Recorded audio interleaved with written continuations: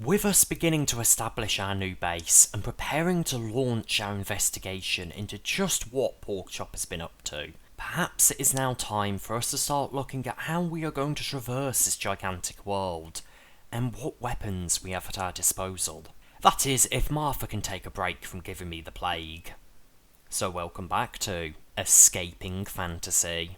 Once I managed to escape Martha and her numerous plague attempts, I decided to go to the storage hut and have a look at all the spells that Martha had collected on her adventures around the base. I grabbed all of the novice spells I had, as those were the only ones I could currently cast. The first spell I discovered from the books was Dart, which seemed to essentially be a more powerful magic missile, but with a bit less range. The second spell went wrong and set my wand and myself on fire. The third spell I got was Snare, which was essentially a trap placed on the floor, which would do damage to anything that walked over it. I tried the second spell again, and this time a firebomb appeared. To be safe, I tried it again and managed to learn that it was a smoke bomb spell. With these newfound spells, I decided to play a little prank on Martha. In what do you mean by, like, how a lot? Yeah, oh, good. Right. Why are you circling the building like a I'm fucking not. mad person? I'm not doing anything!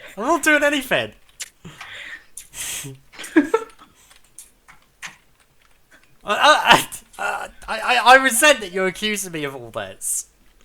Why are you backing behind a tree? I'm not. I have no clue what you mean. Yeah, clearly no. Fine. No idea. Look, I'm inside now. Does that make you feel safer? No. Look, I just want to do one thing, okay? No. Aha! Oh, did that not work? No, you didn't even get any near me. That worked. Oh, fuck. Hang on, you're about to kill me. Martha, I'm seriously want it from death. Yeah, I know. Okay, I won't shoot you with smoke bomb on purpose anymore, okay? I still feel like you're lying though. Look, my wand is... Yes! I hate you. Yes, I just had you hit both of them. After this, I noticed that all of our animals were dead. I wasn't too sure how exactly, but I think that the demon dogs or something else were getting into the pen and slaughtering the animals at night, while we weren't looking.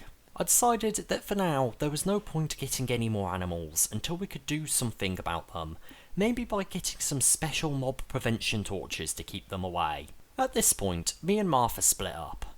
She would begin working on a mysterious new tunnel, while I would work on building a crafting house next to the storage hut. I decided I was going to use these sloped roofs because I thought they looked really good, and also built my own windows using chisel and bits.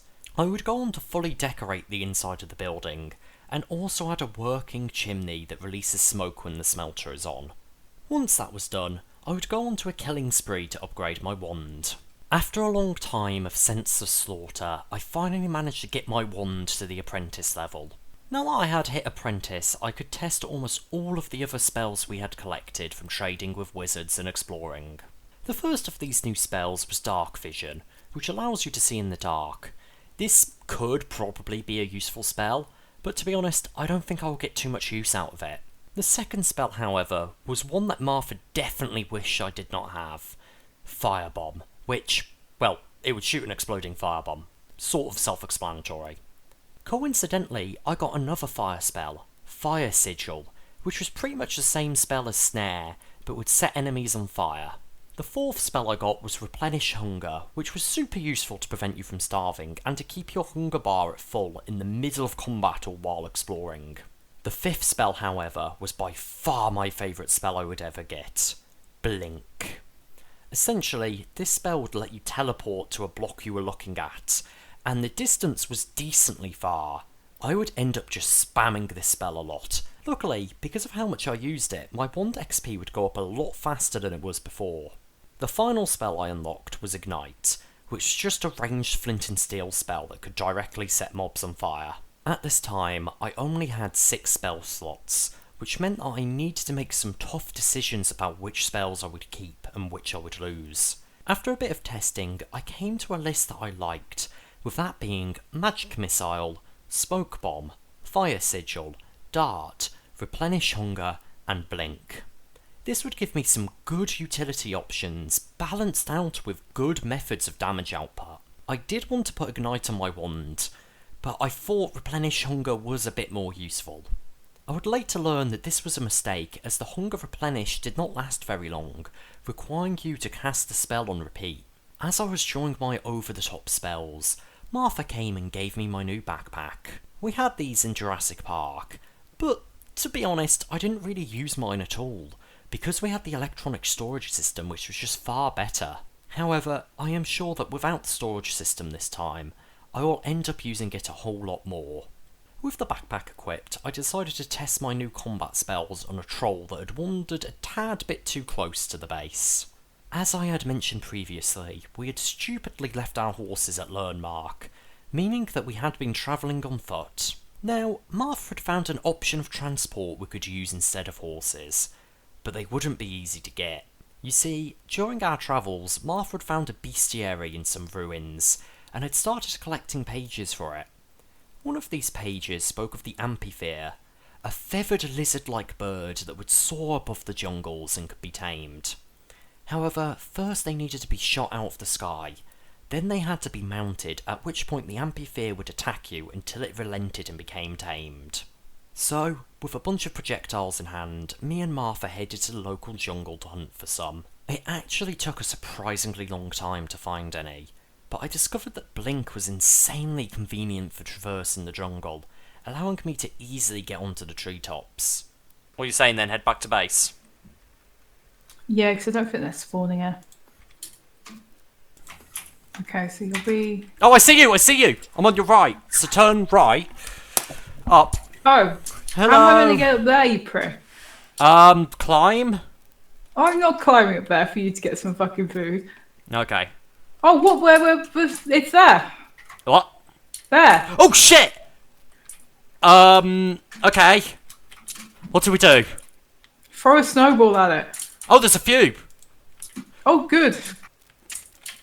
The problem I'm having, it does keep disappearing.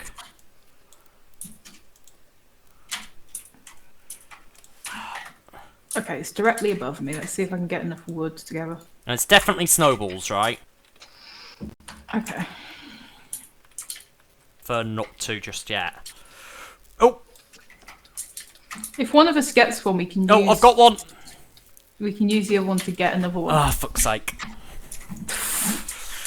Okay, it's not gone well. This was not going well. I decided to make a diamond chest plate and try again. How long am I meant to do this, Martha? Till it likes you. Okay. There we go! There you go. So how do I fly him? Oh my god! That's awesome. Can we use yours to get me one? Yes. Can I shoot while on it? Yes, I can, right. Wait, there's one in a tree here. Where are you? Where are you? Literally where you just were. They have 25 hearts, Martha. I don't think a bow is going to kill it. Go for it. Get your shield block. Fuck. I've got not enough health for that. Oh, no. You've done it! You've done it! You've done it and it but I died! Yay! With us both having one tamed each, it was time to fly home. And you know what? These were so much better than horses. Not only could they fly, but they were just so fast and could allow us to get to the floating slime islands. The biggest problem that we had was that there was no building for them, so we ended up just storing them in the wall temporarily. When we returned, Martha finally showed me the tunnel she had spent a decent amount of the week working on. Very well, show me what you've built. Ooh, this is quite cool. Yeah, so this is the main rats area where Timmy's farming. Timmy. Oh, that's cool. So he's actually farming and planting the stuff in here. Yeah, so I don't think he goes far enough for the carrots. I think I might need to, but I can put a little hat on him at some point. Like Well, what's up with this glowing? So this is where I can breed them when I get a female one. And then this is just some rat storage on the walls for ones I'm not using. Oh, okay. And then this is going to be a cheese making factory. There's going to be a cow in there. And the rats will Eventually. do that. This is where They they're spawning. come. Okay. Yeah, sometimes plague rats, but that's fine. And nothing then down that's here yet. No, it's basically going to do an underground tunnel network. Oh, very which nice. is where the other tunnel's currently going. But for now, it's just this bit. Sorry. Did you pick up? Oh, you absolute prick! My bad.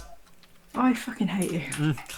Can we just appreciate, though, how few mobs are actually? There's no mobs around and it's like almost middle of the night. I know.